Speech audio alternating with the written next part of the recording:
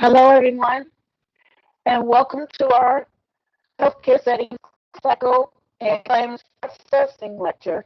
We're going to talk about coding compliance programs. So, what is that? Well, first, these are going to be the expectations for today. Understanding compliance, describing coding compliance programs, as well as describing coding for medical necessity. And once again, remember I told you we're going to talk about medical necessity over and over again. Understanding patient record documentation. And remember, as you move forward, you coders in the audience will have to learn to read the medical record or patient record documentation. And then understand some compliance methodologies that you can use to keep a facility compliant and out of problems. So on our agenda, what we're going to learn or talk about are coding compliance programs. First, we have to find out what is coding compliance. We're going to talk about some of the programs that the federal government has for compliance. We're going to talk about how do we code for medical necessity. There's a way to do that. And we're going to talk about what is patient record documentation. What should we find in the documentation? And then some of the methods so that we can stay compliant. Okay. So what is coding compliance? So we have to conform to established coding guidelines and regulations. If you remember, each code set, CPT, ICD-10, and HCPC, they have guidelines that refer to their individual code sets. And coders have to learn the guidelines for those codes and for the coding to go correctly. So coding in the compliance area, there are federal guidelines. Some of your other types of third-party payers may have some regulations that they want you to use so that everything is in a conforming manner, is uniform, and we know that things will be done in a proper manner. And so the Health Information Management Department, or say your coding manager in a smaller physician's office, they develop coding compliance because they want to make sure the coding is accurate. The federal HHS Inspector General has developed compliance plan templates for different provider types. If you're an ambulance provider and you really don't know a lot about how to develop a compliance plan because you need one, you can go out to the HHS Inspector General's website. You can download the plan that they've developed for ambulance and you can use it. So according to HHS OIG, there's a few outcomes of a successful compliance program. It reduces fraud and abuse. It enhances the operations of the provider. It improves the quality of the care given to the patient. And it reduces the cost of providing healthcare services. So let's talk about fraud, waste, and abuse. And they are three different things, and it's really necessary for everyone to understand what they are. So fraud is intentional. Fraud is knowingly deceiving or misrepresenting something on a claim that is sent in to a healthcare program so that they can get money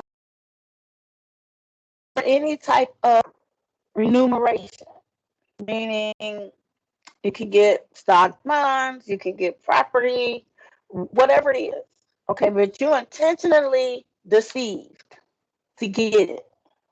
So if you bill for services that were not done, if you billed for a service, you upcoded. So If you did an office visit at a lower level than what you billed, and you did it on purpose, every time you should have billed a level 2, you build a level 3. That's fraud. Now, if a mistake was done on a claim, that is not fraud. Mistakes are put on claims every single day. That's why we have quality assurance. It, it, every day there are mistakes done on claims. Don't consider that fraud. And usually fraud is in a pattern if you pay attention. I was Medicaid auditor for years. And you usually see a pattern. So let's talk about abuse. Abuse is not intentional. However, is not something that should be done. Someone really isn't paying attention, um, and it's still something that's unnecessary. It costs money to the healthcare program that's being billed, um, and it's could be something like, well, every time a person comes in and they say, okay, I have a sore throat and it's the middle of winter, and the doctor says, I want you to give them, or tells his medical assistant, I want them to have a rapid strep test. Well, it's not fraud. It's a could be between waste and abuse, because before they even see the doctor, he wants them to have a uh, a test just because they say they have a sore throat. Well, what's the rest of their symptoms? Okay, so let's continue on. Compliance programs, they need to have written policies and procedures. There should be routine coding audits and monitoring. Those audits can be internal, they can be by the coding manager. Um, the HIM department can do it. Clinical documentation specialist can do it. You also want to have education and training programs. It's not just for coders. You might need to have training for your physicians if their documentation isn't very detailed or specific enough for the coders to do their job. And you have to do a lot of physician querying, meaning you have to ask the physician, doctor, what happened to Miss Smith on January 19th? And every time you turn around, you have to ask the same doctor the questions. Then he may need some training on his documentation, which that's what clinical documentation improvement specialists do. They review documentation to see, can we do better? So the federal government, they have quite a few different programs for compliance. And we're going to talk about the big four. The first one is CERT, Comprehensive Error Rate Testing. It's done annually, and what they want to do is they want to improve the efforts, they want to reduce, and they also want to recover improper payments that were made to providers. Okay, they want to look for those payments that should not have been made, or that included an incorrect amount. So duplicate payments, payments that were incorrect, ineligible services were paid for, services not received, services to an ineligible recipient, which caused an payment for that ineligible recipient. And then we have medical review. Now, that's a different goal. They still want to reduce payment errors, but now they want to talk about coverage and they want to talk about coding, right?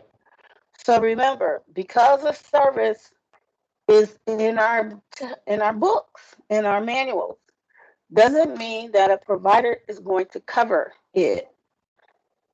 So in this medical review, there's action to be taken.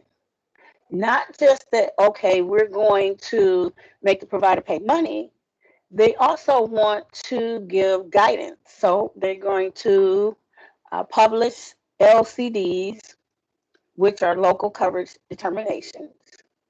And what CMS is saying, okay, in this guidance, we're going to tell you how to do XYZ. However, because it's local, it only applies to a certain geographic location. We also have national coverage determinations, but that's for another time. And they also publish educational articles on their Medicare Learning Network website. That is a great website. It's for providers as well as patients. And you can get all types of information on there. There's training for the providers. For patients, it tells you what's in your how to read your medical records. It asks you or it tells you how to ask for your medical record. It's just a wealth of information on that website. And then we have NCCI, and that's the National Correct Coding Initiative. So here we are about coding. And what CMS has put together, and they say, okay, there are some codes for services that should not ever be billed together because one service involves the other service. And the payment includes payment for both of them. So it's sort of like a duplicate billing. And so if that comes through our edits, we're not going to pay it. That's basically the big part of the NCCI program. And then we have RAC, as we call it, Recovery Audit Contractors, and they work for CMS, and they work to identify improper overpayments and underpayments of Medicare providers. And they want to fight the fraud, waste, and abuse that we talked about a little bit earlier. And they will ask for the money back. That's the overpayment. Okay. They happen when the coding is wrong. They didn't meet the policies. Providers didn't meet the guidelines. And then there's also underpayments. Well, underpayments are not so-called good all the time. Provider submits a claim for a simpler procedure than was actually um, done to the patient. That's on purpose. That's done so they will not uh, be noticed rather, sort of like we call it flying under the radar. They think they won't be seen and they can get away with doing something that Medicare doesn't pay for or that they won't get looked at. Um, and so those that money can be asked to come back also. So I wanted to show you a video. I'm not going to show whole a video, but I want you to hear what CMS has to say about proper documentation.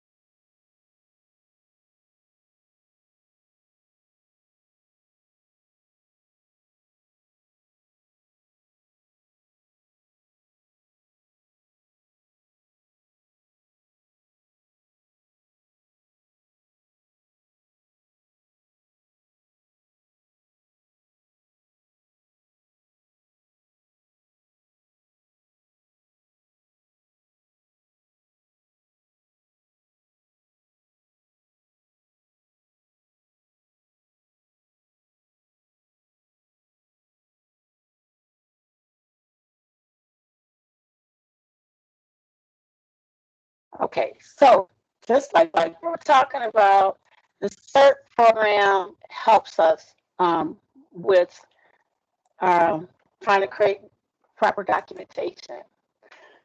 So, what is proper patient record documentation? It must justify and support medical necessity, just like we were talking about earlier. It has to contain documentation of all healthcare services to support the patient diagnosis, to justify why they got the treatment, record all of the treatment results, which would include x-ray results, test results, operative notes, notes from the physician, anything that the patient has, anything that has to be documented, it has to be in the medical record. Now we see that providers will use the computer, they may have their own tablet, they may use an iPad. Some of them actually, there's information or programs on a secured phone that they may use. So the primary purpose is to provide continuity of care. And the young lady talked about how providers could look at each other's notes and documentation. It should be done at the time of service or shortly thereafter. We've all seen our doctors writing in our charts when it was paper based, and now we see them, typing away on their tablet while we are in their care now, since it's electronic records. We definitely don't want to see documentation delayed over 48 hours in the medical record. The reason we can tell is because every entry should be dated, timed, and authenticated, or that means signed off by the author, whomever is making the documentation. There's a couple of reasons, as you can see, why this could be reasonable. Otherwise, it should be done at the time of service. Okay. We cannot delay putting information in just for the purpose of getting reimbursement. For example, if we've come up to the limit for the month of a particular service, and it says, okay, for every month you only get 4 of these particular services, and on January 31st, we did a service, but it was our 5th one. And then we wait until the next day, February 1st, and then we say that's the date of service, and so we're going to bill it, and we're going to get paid. But it actually happened on January 31st. You can't do that. Okay. So, couple things, and then we're going to be done. How do we make sure we stay compliant? We're going to do some audit work. It could be internal, it could be external. It all depends on the coding manager, how they want to do it. You want to review your encounter forms if you're in a physician office.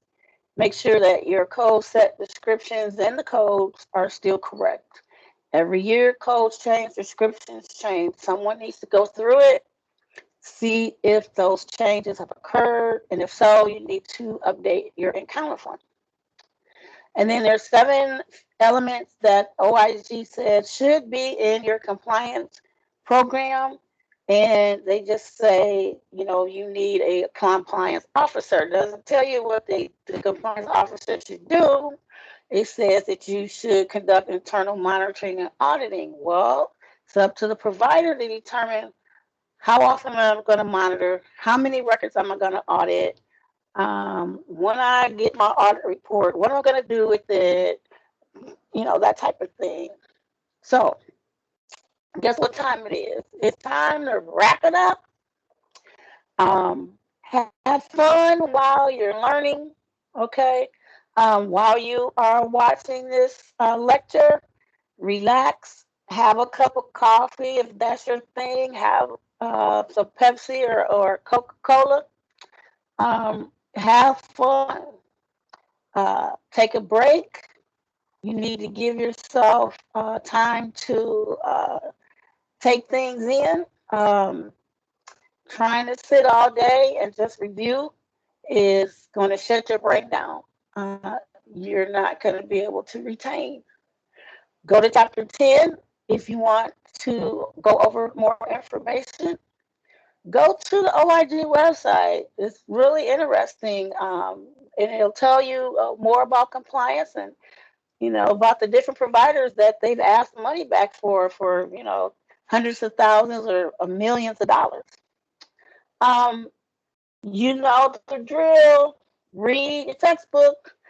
That's the only way you're gonna make sure that you can, get good grades. If you need help, it's available. Computer problems, call tech support. That's why we have them. And in the meanwhile, thank you for your attention. And we will have our next lecture pretty soon. And once again, thank you, and I will see you next time.